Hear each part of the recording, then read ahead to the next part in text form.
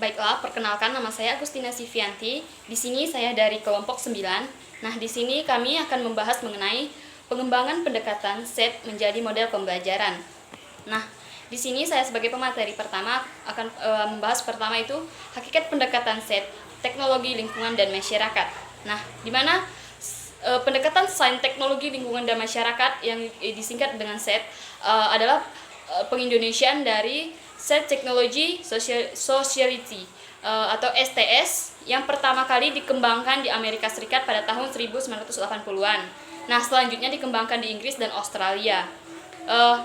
National Set Teacher atau Excursion atau NSTA mendefinisikan pendekatan ini sebagai pembelajaran atau mengajar sains dan teknologi dalam konteks pengalaman manusia dengan volume informasi dalam masyarakat yang terus meningkat dan kebutuhan bagi penguasa ilmu pengetahuan, teknologi, dan hubungannya dengan kehidupan masyarakat dapat menjadi lebih mendalam, maka pendekatan SET sangat membantu dalam pembelajaran anak. Lalu yang kedua, yang B di sini, yaitu konsep pendekatan SET adalah merupakan salah satu model atau pendekatan untuk menyesuaikan diri terhadap perkembangan sains yang cepat dan menjawab perubahan paradigma di atas. Nah, pendekatan sains pada awalnya dikembangkan untuk pembelajaran sains, khususnya sains alam, walaupun dapat dikaji menggunakan pembelajaran bidang-bidang lainnya. Adapun visi dan misi dan tujuan pembelajaran dengan pendekatan SET di sini yaitu visi, misi, dan tujuan pendekatan SET sekurang-kurangnya dapat membuka wawasan peserta didik untuk memahami hakikat pendidikan sains, lingkungan, teknologi, dan masyarakat.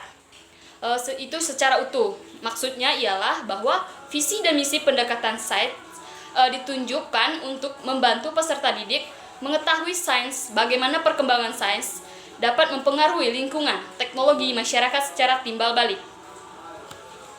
Nah, di sini ada dua visi dan tujuan pendekatan SET dalam pendidikan seperti dikutip dari Pendersen dari tulisan NSTA, yaitu yang pertama yaitu SET melibatkan peserta didik dalam pengalaman dan isu-isu atau masalah-masalah yang berhubungan langsung dengan kehidupan mereka. Nah, yang kedua yaitu SET memperdayakan peserta didik dengan berbagai keterampilan sehingga mereka menjadi warga negara yang bertanggung jawab dan lebih aktif merespon isu-isu atau masalah-masalah yang mempengaruhi kehidupan.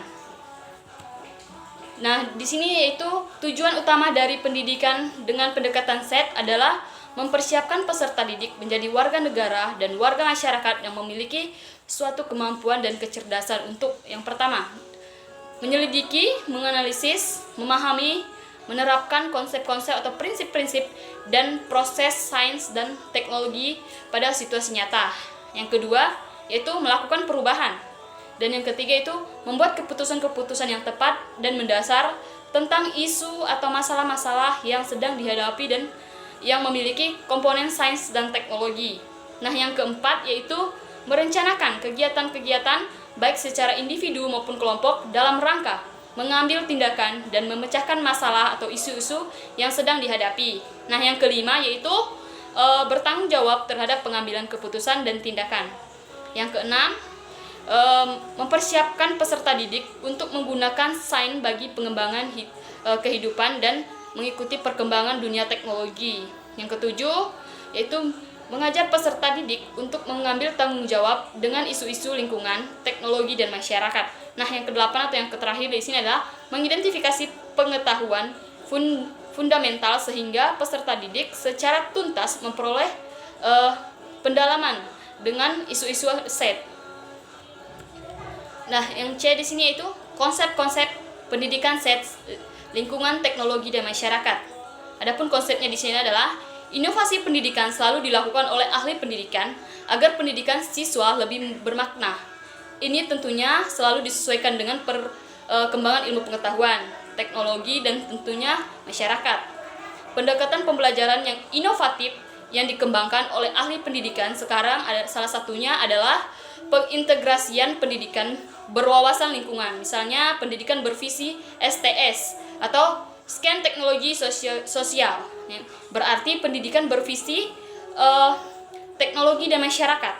Kemudian itu pendidikan bervisi AA, artinya environment atau environment education. Artinya di sini ada pendidikan lingkungan hidup dan lingkungan pendidikan.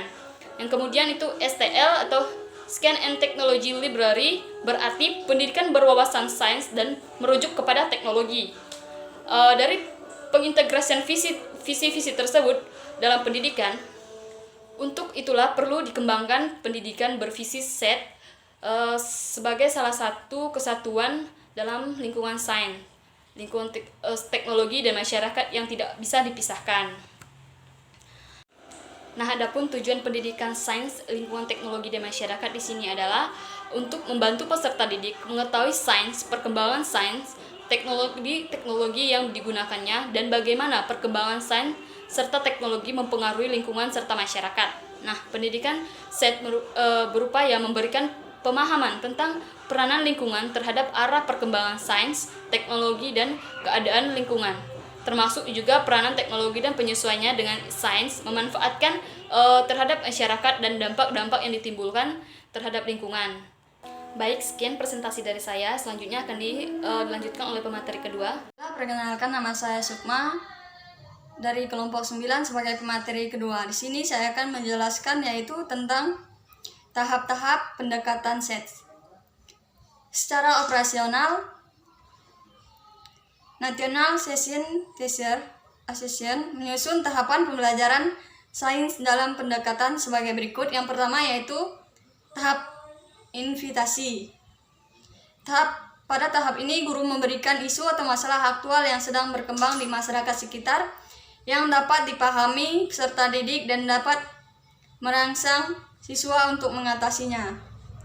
Kemudian yang kedua yaitu tahap eksplorasi. Pada tahap ini guru dan siswa mengidentifikasi daerah kritis penyelidikan. Yang ketiga yaitu tahap solusi. Pada tahap ini siswa mengatur dan mensintesis informasi yang mereka telah kembangkan sebelumnya dalam penyelidikan. Kemudian yaitu tahap aplikasi. Siswa diberi kesempatan untuk menggunakan konsep yang telah diperoleh. Dalam hal ini, siswa mengadakan aksi nyata dalam mengatasi masalah yang muncul dalam tahap invitasi. Yang terakhir yaitu tahap pemantapan konsep. Guru memberikan umpan balik atau penguatan terhadap konsep yang diperoleh siswa. Kemudian,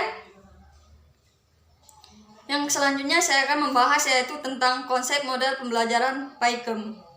PAIKEM adalah singkatan dari pembelajaran aktif, inovatif, kreatif, efektif, dan menyenangkan.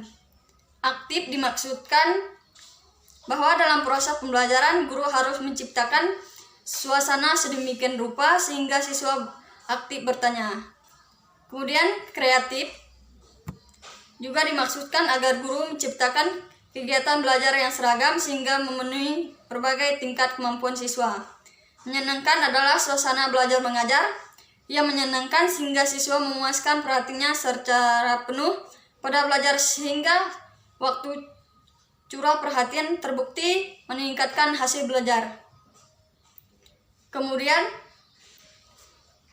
secara garis besar PAIKEM dapat dideskripsikan sebagai berikut. Yang pertama, siswa terlibat dalam berbagai kegiatan yang mengembangkan pemahamannya. Kemudian guru menggunakan berbagai alat bantu dan berbagai cara dalam membangkitkan semangat. Kemudian guru mengatur kelas dengan memajang buku-buku dan bahan ajar yang lebih menarik dan menyediakan pokok baca. Kemudian hal-hal yang harus diperhatikan dalam melaksanakan PAIKEM. Yang pertama, memahami sifat yang dimiliki anak. Yang kedua yaitu mengenal anak secara perorangan. Yang ketiga, memanfaatkan perilaku anak dalam pengorganisasian belajar. Yang selanjutnya yaitu mengembangkan ruang kelas sebagai lingkungan belajar yang menarik. Yang selanjutnya, memanfaatkan lingkungan sebagai sumber belajar. Selanjutnya yaitu memberikan umpan balik yang baik untuk meningkatkan kegiatan belajar.